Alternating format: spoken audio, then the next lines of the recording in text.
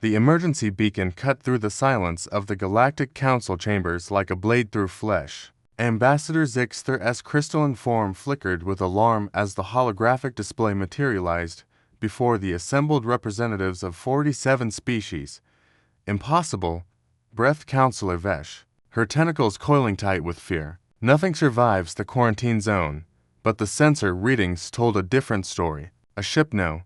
An entire fleet had emerged from Sector 7 Alpha, the region of space that had been sealed off for 3,000 cycles. The zone where the Devourers had been contained at the cost of 17 civilizations. Kevin Matthews stood on the bridge of the UHSV Perseverance, watching the alien station grow larger in the viewport. Beside him, Dr. Mia Chen reviewed the first contact protocols for the 100th time, her fingers drumming nervously against her datapad. "They're hailing us again," reported Lieutenant Okafor from Communications. "Same message. Turn back. You are contaminated. Turn back or be destroyed." Kevin exchanged a glance with Mia. "Send our response again. Tell them we're human, from Earth, and we come in peace." Mia shook her head, a wry smile touching her lips. "I don't think peace is what they're worried about, Captain." She was right. Of course, the Galactic Council wasn't afraid of human aggression. They were afraid of what humans had survived. Aboard the Council station, panic rippled through the chambers. Zixter accessed the ancient archives, his consciousness diving deep into records that hadn't been reviewed in millennia. The quarantine zone had been established after the Devour plague self-replicating machines that consumed all organic and technological matter, growing exponentially until nothing remained. Every species that encountered them had fallen. The best military minds of the galaxy had devised only one solution: containment. Seal the infected sectors behind gravitational barriers and quantum locks. Let nothing in, let nothing out, ever. And yet, here came these humans. "How many ships?" demanded Counselor Vesh. "Initial scans show 47 vessels," Zixter replied, his voice frequencies modulating with distress. "But they're unlike anything in our databases. The technology is wrong. It's contaminated, but functional. Integrated." Mia noticed the weapon systems of the alien station powering up. "Kevin, they're preparing to fire."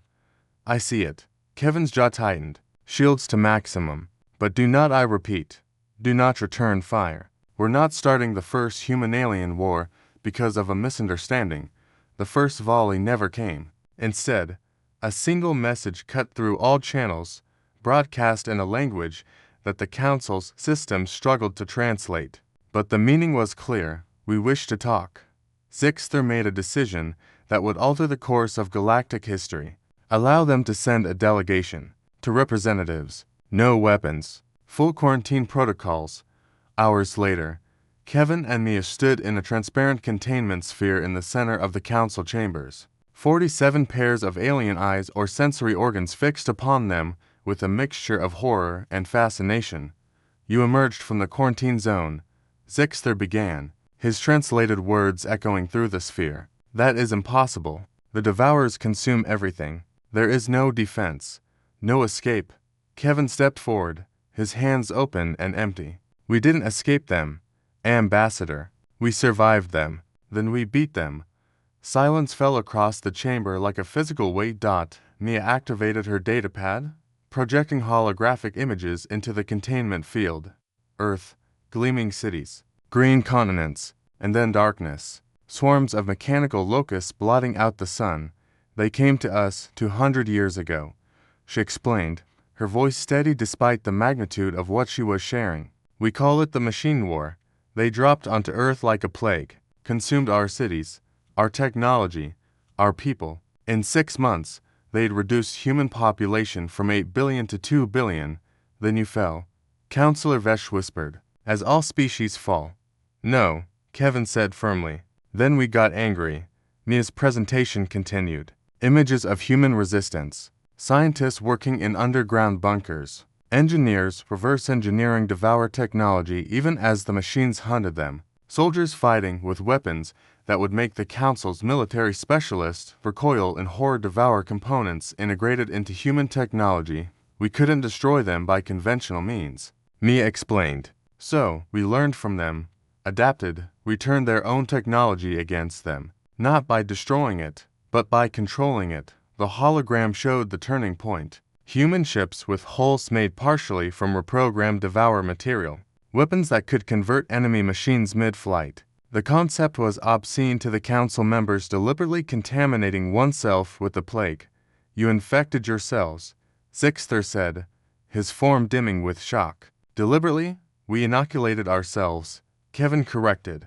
There's a difference. We studied the Devourers for decades, found their weaknesses, discovered that they operated on quantum communication networks. Once we cracked the code, we didn't just defend against them, we took control. Mia pulled up the final image. Earth, restored, thriving, surrounded by a fleet of hybrid ships that made the Council's vessels look primitive by comparison. It took us to centuries, she said quietly, to centuries of war, adaptation, and innovation. We lost billions. Our planet was scarred, but we survived. And when we'd won, we found the barriers you placed around our system. So, we dismantled them and came looking for neighbors. The council chamber erupted in a cacophony of alien voices, fear, outrage, disbelief, but also something else, a grudging respect. Councillor Vesh's voice cut through the noise. You brought Devourer technology here, to the heart of civilized space. You've doomed us all. Kevin's expression hardened. With respect, Councillor, we've brought the only thing that can save you if the Devourers ever break free from whatever other zones you've quarantined them in. We brought immunity. We brought knowledge. We brought a solution you were too afraid to seek. Zixter processed this for a long moment. Humans are insane. Mia smiled, a fierce, proud expression. Humans are survivors. Ambassador, we don't run from nightmares. We learn to control them. We turn them into tools. That's what makes us human. That's what makes us dangerous, Kevin added. But it's also what makes us valuable allies. You can keep us quarantined if you wish. Send us back to our isolated corner of the galaxy. Or ... Zixter prompted. Or you can accept that the galaxy just got a little bit safer, and a lot more interesting. Mia finished. The vote took 3 hours. In the end, humanity was granted provisional membership in the Galactic Council with extensive monitoring protocols and a long list of technologies they were forbidden from sharing without permission. As Kevin and Mia returned to the Perseverance, she laughed softly. They're terrified of us.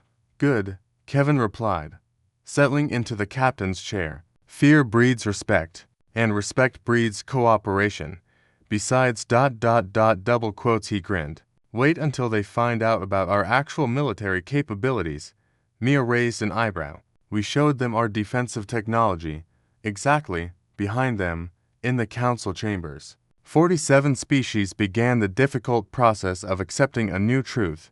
Humanity hadn't just survived the unsurvivable. They'd mastered it, and that changed everything. The age of human isolation was over. The galaxy would never be the same.